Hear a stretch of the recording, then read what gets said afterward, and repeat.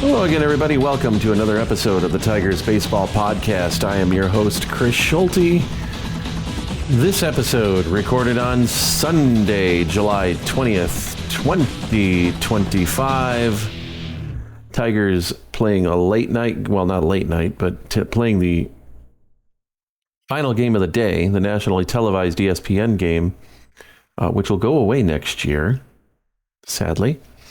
Detroit playing that game tonight, a 2-1 win over Texas. That means they salvaged a game from that series, didn't get swept, ending a 6-game losing streak. And we'll talk about that in just a minute. There's a couple of things I want to discuss tonight. But before we get into that, let's go ahead and get into the injury report. First things first, in tonight's game, Javi Baez left the game early. There's no notion as to what happened and to why he left. We hope that he is able to, maybe it's a day-to-day thing. Of course, Javi coming off of a surgically repaired back and a surgically repaired hip over the last 2 years. The back,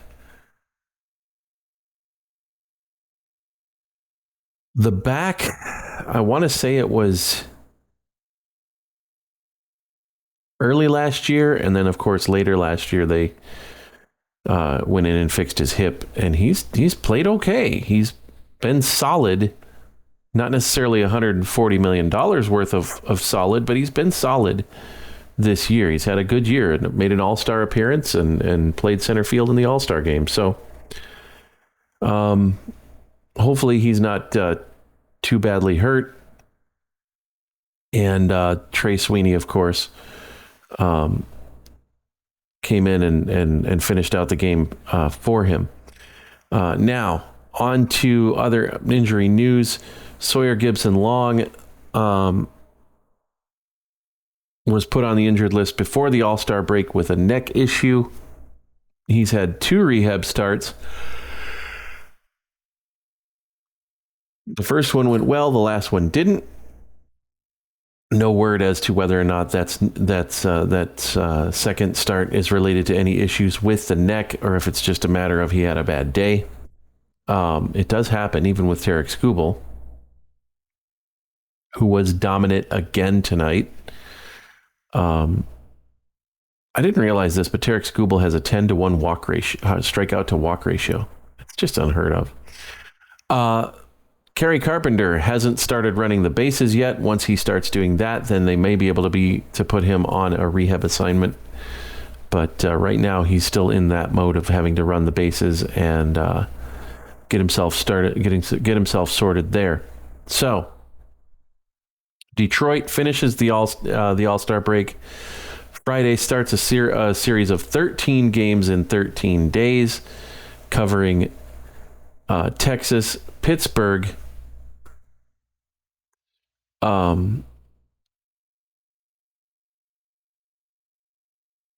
Texas, Pittsburgh. I can't remember who's before Arizona. The National League team. Oh, well. Arizona, Texas, Pittsburgh, Toronto, and Arizona. That's how it goes. There's 4 against the Blue Jays in that time frame. So they'll have to deal with that situation. You know what? I'll have to double check that schedule. But anyway, I don't think it's the Blue Jays at that point. But the bottom line is,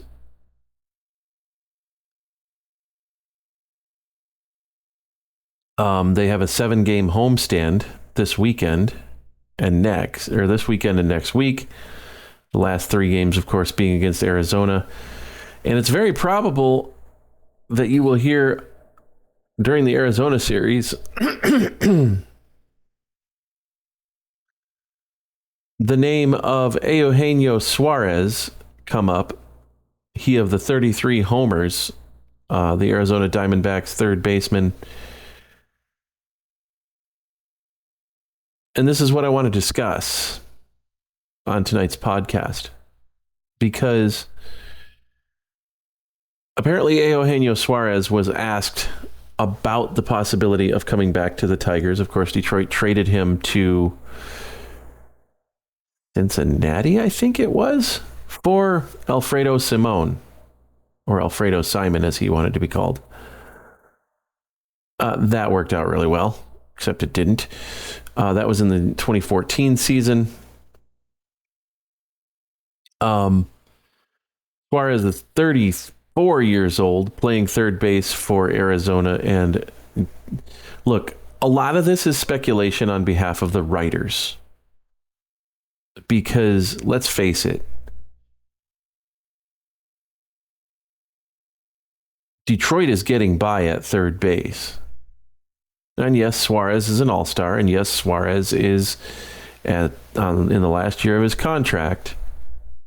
He was traded from Seattle to Arizona last year.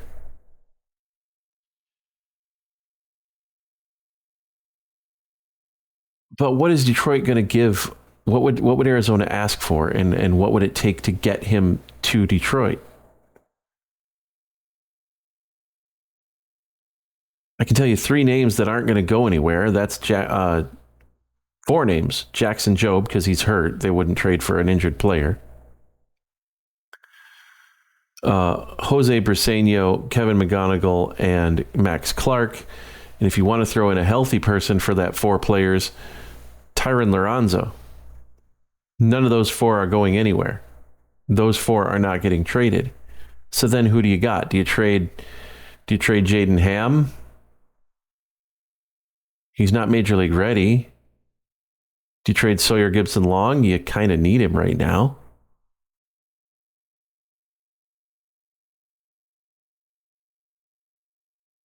Do you trade Matt Manning? Who's Justice Bigby? Justin Henry Malloy? Who is worth Eugenio Suarez?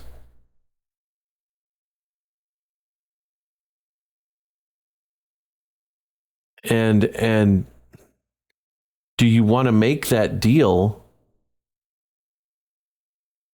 for a guy who is 34 years old, and you probably won't have his services after the end of the year?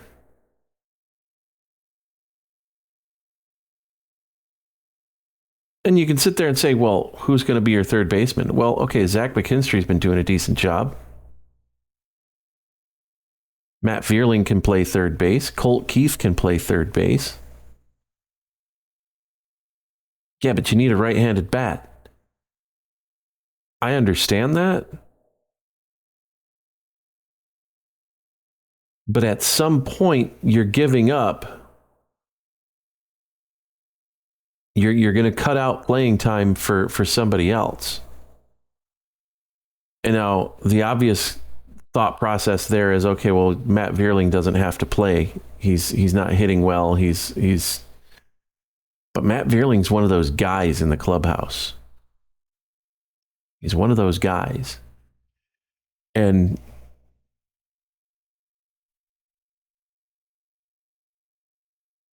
if you trade for Suarez, then Matt Vierling, Zach McKinstry, and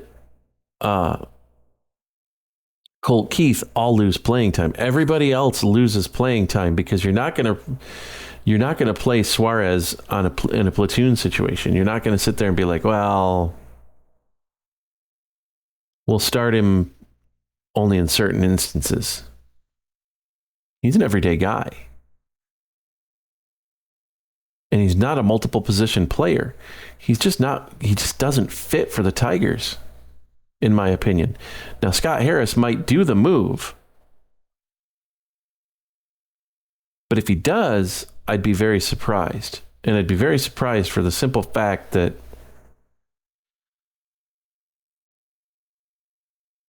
he just doesn't fit what Detroit wants to do. He doesn't dominate the strike zone. I mean, he does from the standpoint of he's got 33 homers, but he doesn't have position flexibility.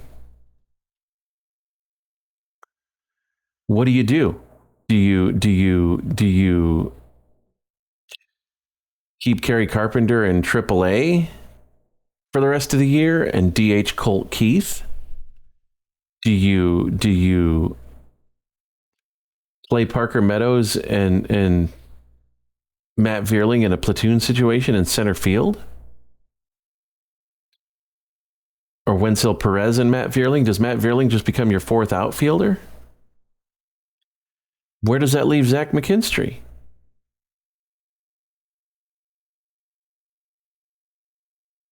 So at the end of the day, it's just not a smart move. I don't think Scott Harris makes this move. It just doesn't make any sense to me.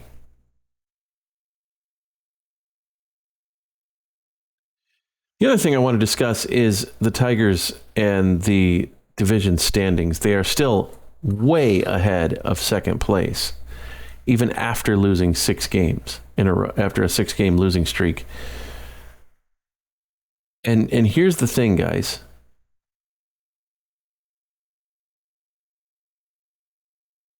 Teams go through this every year. The only team that hasn't lost more than 3 in a row right now is the Cubs. It's the only team that hasn't lost more than 3 straight. Dodgers, the Phillies, the Mets, the Braves. Sure, the Braves couldn't even get out of their own way to start the season. The Padres, Diamondbacks. The Diamondbacks are a game below 500. We were just talking about Suarez. They're a game below 500. They're 4.5 games out of the wild card. Suarez might not even be available on July 31st.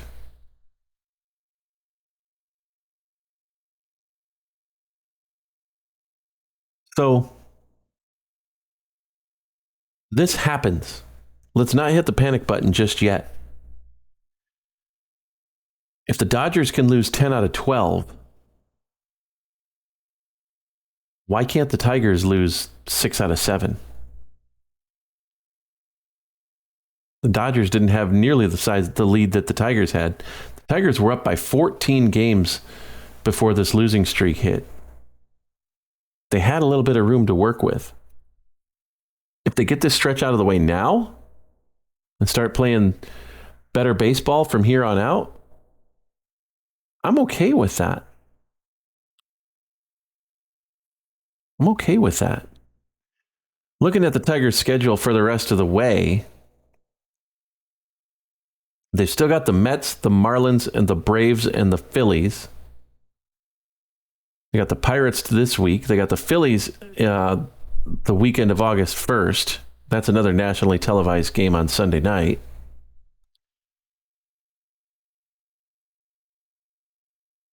They're home to the Mets. They're home to the Braves. They're on the road against Miami. They're on the road against Philly. Chris, why are you bringing up the Marlins? Because Detroit hasn't played well against the Marlins over the last 2 years. They're home against the Astros. They're home against the Angels. They're on the road against the Athletics. They've got a home and home with the White Sox, a home and home with the Royals, a home and home with the Twins. So basically the entire American League Central, they have a home and home series against. They're done with the American League Central in the middle of September. They've got Kansas City on the road, and then they got Cleveland on the road. And that Cleveland series might be the series that they clinch depending on how they're playing and how the rest of the division shakes out.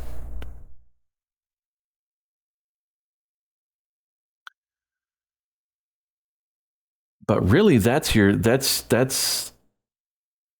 then they're on the road against the Yankees and the Red Sox to end the year. Well, they go from Cleveland to Boston, I think, if I remember the schedule correctly. So, quite literally, they're things are lining up for these guys. They really do control their own destiny. And all they need to do is just win series. Just keep winning series. Get on another stretch like they were on before they lost to Seattle,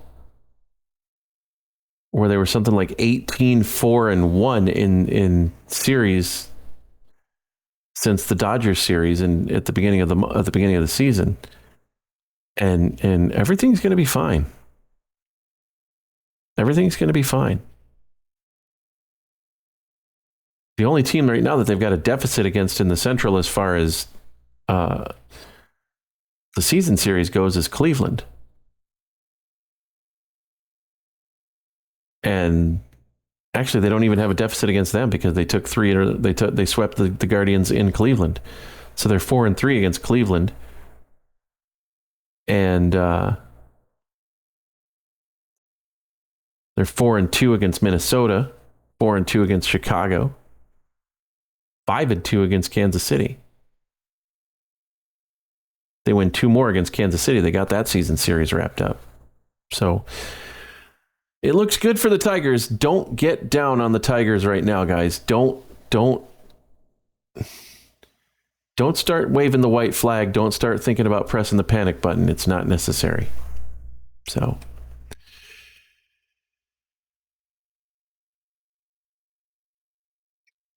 if you want to get in touch with the show, you can. TigersBaseballPodcast@gmail.com. It's the world's longest email address. I'm proud of that. You can leave a comment on the YouTube channel. You can also get me on Mastodon at tbpodcast@tweesecake.social. That's TWEESE cake.social. I'm on Twitter @Podcast Tigers. Fastest way to get a hold of me is through email, Mastodon, or on the YouTube page. With that, I want to thank YouTube. I want to thank everybody for listening. We will talk to you all next week. Have a good one, folks. And as always, go Tigers.